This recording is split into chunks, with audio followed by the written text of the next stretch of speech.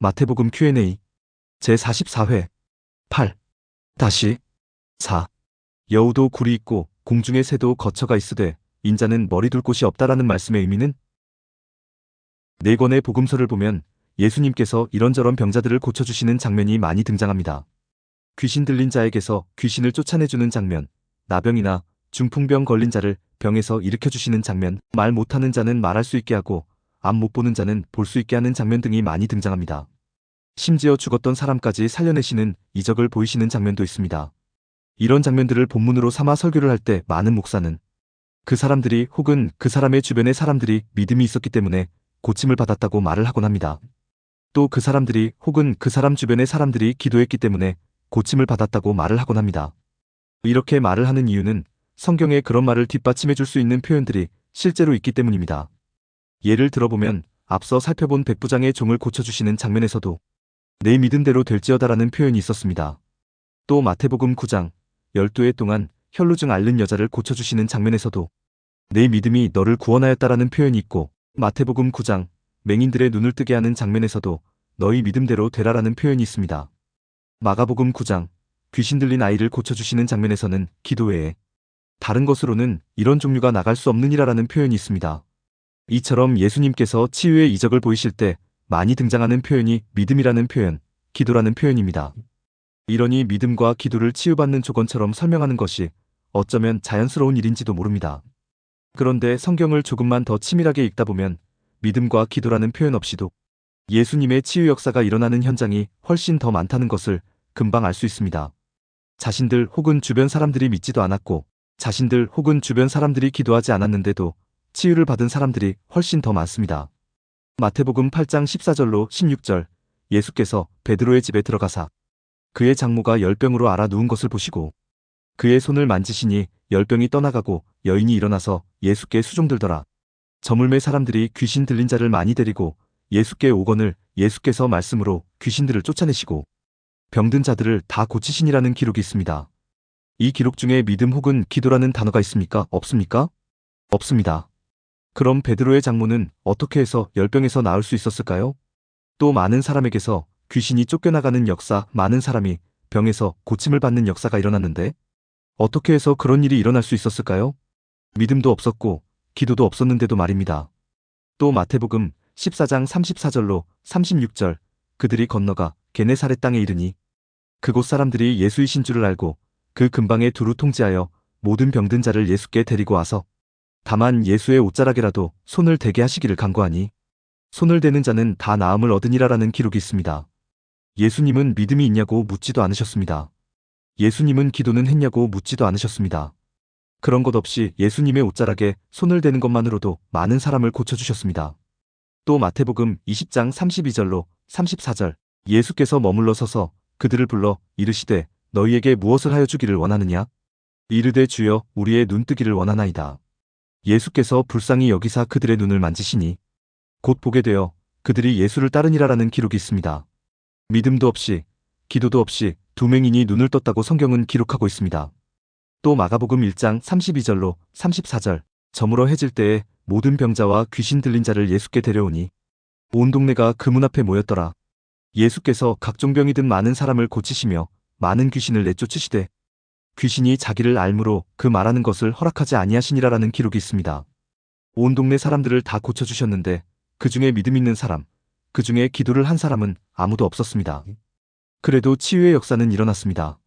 또 요한복음 5장에 보면 베데스다 연못가에서 38개 동안 중병을 앓고 있는 사람을 고쳐주시는 장면이 있고, 요한복음 9장에 보면 날 때부터 맹인이었던 사람을 실로암 연못가에서 고쳐주시는 장면이 있고, 요한복음 11장에 보면 죽은 나사로를 살리시는 장면이 있는데 이들 장면 속에서도 믿음이나 기도에 관한 언급은 일체 없습니다. 믿음이나 기도가 있어야 고침을 받을 수 있다고 설교를 하는 목사들은 이런 장면에 대해 어떻게 설명을 할지 참으로 궁금합니다. 이 지점에서 여러분께 오해 없으시기를 바란다는 당부를 드리고자 합니다. 제가 믿음이라는 것과 기도라는 것을 부정적으로 생각한다고 혹시 오해하실 분이 계실지 모르는데 절대로 그렇지 않다는 것을 말씀드리고자 합니다. 제가 믿음의 능력, 기도의 능력을 부정한다고 혹시 오해하실 분이 계실지 모르는데 절대로 그렇지 않다는 것을 말씀드리고자 합니다. 저는 믿음과 기도를 부정하거나 경시하는 것이 절대로 아닙니다. 저는 믿음과 기도보다 은혜를 강조하고 있는 것입니다. 믿음과 기도보다 하나님의 은혜를 강조하고 있는 것입니다. 즉 치유의 역사가 일어난 것은 오로지 하나님의 은혜 때문이지 사람들의 믿음이나 사람들의 기도 때문이 아니라고 말씀을 드리는 것입니다.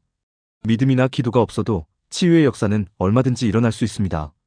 그런데 하나님의 은혜가 없다면 치유의 역사가 일어날 수 있습니까? 없습니까? 없습니다. 그렇습니다.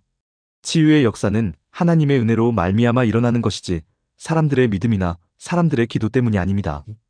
오늘 이런 말씀을 드리는 이유는 기독교가 하나님의 은혜를 선포하는 종교가 아니라 하나님으로부터 은혜를 받는 방법을 가르쳐주는 종교로 자꾸 변질되어 가고 있다는 것을 말씀드림과 아울러 이러한 현상을 경계해야 한다고 말씀을 드리기 위해서입니다. 사실 기독교 종교 사업자들은 하나님의 은혜를 선포하는 것을 그렇게 달가워하지 않습니다. 왜냐하면 하나님의 은혜를 선포하는 것만으로는 성도들의 지갑을 열 수 없기 때문입니다. 예를 들어 하나님의 은혜로 부자가 될 수 있는 것입니다. 하나님의 은혜로 건강하게 살 수 있고 하나님의 은혜로 장수할 수 있는 것입니다. 하나님의 은혜로 관계의 복을 누릴 수 있고 하나님의 은혜로 구원을 받을 수 있는 것입니다. 이렇게 선포한다면 사람들이 할 일이 있습니까? 없습니까? 할 일이 없습니다. 사람들은 하나님의 은혜가 임할 때를 기다리며 그저 차분히 하루하루를 살아갈 뿐입니다. 이렇게 하나님의 은혜를 선포하는 것만으로는 성도들의 지갑을 절대로 열 수 없습니다. 그런데 이 내용을 조금만 바꾸어 보겠습니다. 부자가 되기 위해서는, 건강하게 살기 위해서는, 장수하기 위해서는, 관계의 복을 누리기 위해서는, 구원받기 위해서는 하나님의 은혜가 절대적입니다. 그런데 하나님의 은혜를 조금이라도 더 빨리, 조금이라도 더 많이 받는 방법이 있습니다. 그 방법은 바로 믿음을 키우는 것이고 하나님으로부터 응답받을 수 있는 기도를 하는 것입니다. 이제부터 우리 교회에 나오시면 그 방법을 자세히 알려드리겠습니다. 이렇게 내용을 살짝 바꿉니다. 그러면 사람들이 지갑을 열겠습니까? 열지 않겠습니까? 지갑을 열 수밖에 없습니다. 조금이라도 더 빨리, 조금이라도 더 많이 은혜 받는 방법을 가르쳐 주겠다는데 지갑을 열지 않고는 베길 수가 없습니다. 설마 그런 일이 있겠어? 설마 그런 사람이 있겠어? 설마 우리 교회가 그런 교회이고 설마 우리 목사가 그런 목사이겠어? 이렇게 말씀하실 분이 계실지도 모릅니다. 그런데 그런 일이 있고 그런 사람이 있다고 성경도 이야기하고 있습니다. 그렇게 이야기하는 내용이 마태복음 8장 18절로 19절 예수께서 무리가 자기를 에워싸는 것을 보시고 건너편으로 가기를 명하시니라. 한 서기관이 나와 예수께 아뢰되 선생님이여 어디로 가시든지 저는 따르리이다라는 내용입니다.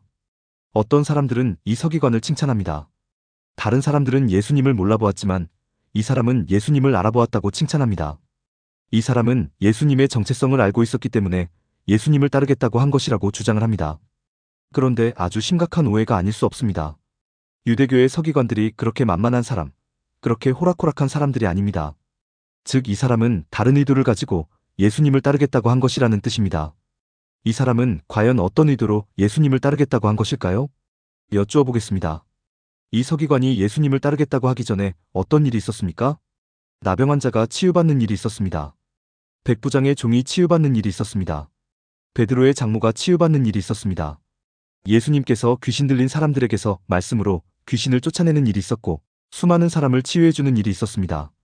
예수님께서 그런 치유의 이적을 보이셨기 때문에 많은 사람이 예수님을 에워싸는 것입니다. 여러분께 한번 여쭈어 보겠습니다. 혹시 이 장면에서 돈 냄새가 나는 느낌을 받지 못하셨습니까? 귀신을 쫓아내는 역사가 일어나고 병 고침의 역사가 일어나는 이 현장에서 혹시 돈 냄새가 나는 느낌을 받지 못하셨습니까? 예수님의 이 이적을 사업으로 연결하면 아주 큰 떼돈을 벌 수 있을 거라는 느낌을 받지 못하셨습니까? 만약 이런 느낌을 받지 못하셨다면 여러분들은 사업에 재질이 없으신 분들이십니다. 큰돈 벌기는 틀린 분들이십니다. 그런데 여러분들과 달리 돈 냄새를 맡은 사람이 있습니다. 예수님을 따라다니면 아주 큰 떼돈을 벌 수 있겠다고 본능적으로 느낀 사람이 있었습니다. 그 사람이 누구입니까? 그 사람이 바로 서기관입니다. 서기관은 예수님의 이적을 은혜 때문이라고 생각하지 않습니다. 어떤 방법이 있을 거라고 생각을 합니다. 어떤 비법이 있을 거라고 생각을 합니다. 그래서 예수님을 따르겠다고 하는 것입니다. 그 방법, 그 비법을 배워 큰 떼돈을 벌고자 하는 목적으로 예수님을 따르겠다고 서기관이 말하는 것입니다. 절대로 예수님의 정체성을 알아서 따르고자 하는 것이 아닙니다. 예수님께서 이 서기관의 마음을 알까요? 모를까요? 서기관이 불순한 마음을 가지고 예수님을 따르려고 한다는 것을 알까요? 모를까요? 당연히 아십니다. 예수님께서 모르실 리가 없습니다. 그래서 예수님께서 하시는 말씀이 바로 마태복음 8장 20절. 예수께서 이르시되 여우도 굴이 있고 공중에 새도 거처가 있으되 인자는 머리 둘 곳이 없다 하시더라라는 말씀입니다. 인자는 머리 둘 곳이 없다라는 이 말씀이 무슨 의미겠습니까? 한마디로 나는 돈도 없고 돈에 관심도 없다는 의미의 말씀입니다. 여우도 새도 다 거처가 있는데 나는 변변한 거처 하나도 마련할 수 없을 정도로 돈도 없고 돈에 관심도 없다는 말씀입니다. 이 말씀을 확장하면 나를 따라다녀봐야 돈을 벌 수 없다는 말씀입니다. 이 말씀을 한 번 더 확장하면 너에게 가르쳐줄 방법이나 비법이 없다는 말씀입니다. 왜 방법이나 비법이 없습니까? 그 이유는 아주 간단합니다. 예수님의 치유 이적은 오직 하나님의 은혜로 말미암는 것이기 때문입니다. 은혜는 사람의 자격이나 조건, 사람의 능력이나 재주, 사람의 행동이나 행위와 아무 상관없이 전적으로 하나님에 의해 주어지는 것이기 때문에 은혜를 받는 방법이나 비법은 원천적으로 존재하지 않습니다. 그래서 예수님은 여우도 굴이 있고 공중에 새도 거처가 있으되 인자는 머리 둘 곳이 없다 하시더라라고 말씀하시며 서기관의 헛된 꿈을 부수어버리는 것입니다. 그런데 한 가지 문제가 있습니다. 그 문제는 이 내용에 바로 잇따라 나오는 내용, 즉 마태복음 8장 21절로 22절. 제자 중에 또 한 사람이 이르되 주여 내가 먼저 가서 내 아버지를 장사하게 허락하옵소서. 예수께서 이르시되 죽은 자들이 그들의 죽은 자들을 장사하게 하고 너는 나를 따르라 하시니라라는 말씀을 도대체 이해할 수 없다는 것입니다. 그런데 이 말씀은 예수님을 따르겠다고 했던 서기관의 마음이 죄적 원리에서 비롯된 것이라는 사실을 제자들에게 밝히 알려주는 말씀입니다. 제자 중에 한 사람이 내가 먼저 가서 내 아버지를 장사하게 허락하옵소서라고 하자 예수님께서 죽은 자들이 그들의 죽은 자들을 장사하게 하고 너는 나를 따르라라고 대답하셨습니다. 그런데 죽은 자들이 죽은 자들을 장사할 수 있습니까? 없습니까? 없습니다. 따라서 앞에 죽은 자들은 실제로는 살아있는 자들입니다. 실제로는 살아있는 자들인데 죽어있다고 표현하는 것뿐입니다. 즉 생명은 살아있으되 하나님에 대해서 죽어있는 자, 즉 죄인을 가리키는 말입니다. 그런데 누가 이런 죄인이라는 것입니까? 바로 서기관이 죄인이라는 것입니다. 예수님으로부터 방법과 비법을 배워 큰 돈을 벌어보고자 하는 이 서기관이 바로 죄인이라고 예수님은 말씀하시는 것입니다. 예수님을 따르겠다고 한 서기관의 결정은 죄의 심정과 마음, 죄의 성품과 속성, 죄의 가치와 원리로부터 비롯되었다는 것을 예수님은 말씀하시는 것입니다.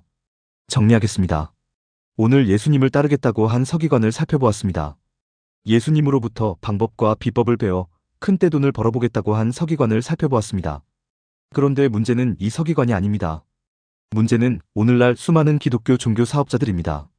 이 서기관처럼 방법과 비법으로 기독교를 바라보고 있는 수많은 기독교 종교 사업자들이 정말로 큰 문제이고 이런 기독교 종교 사업자들을 따르는 무지한 신도들이 정말로 큰 문제입니다. 예수님은 머리 둘 곳도 없다 하셨는데 머리 둘 곳이 너무 많아 고민하는 오늘날 기독교 종교 사업자들이 정말로 큰 문제입니다. 공감하셨다면 구독과 좋아요, 알림 설정 부탁드립니다. 하나님의 말씀을 바르게 전하는데 큰 도움이 될 것입니다. 평등하고 공정하며 정의롭고 행복한 세상을 이루는데 큰 도움이 될 것입니다.